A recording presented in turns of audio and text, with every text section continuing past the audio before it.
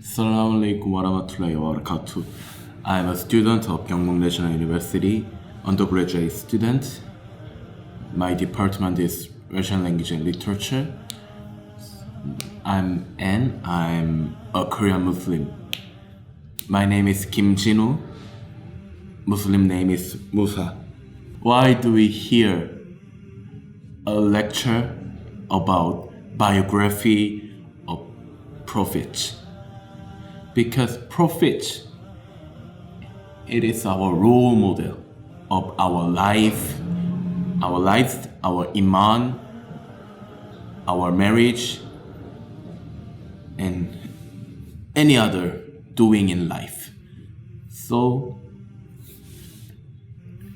we should study about biography of prophets and their friends, Sahaba. In lecture of Brother Muaz, there are a lot of information about our prophets, our religion, and our lives.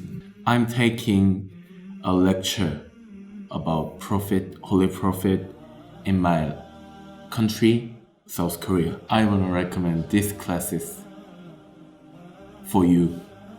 Inshallah. Assalamu alaikum warahmatullahi wabarakatuh.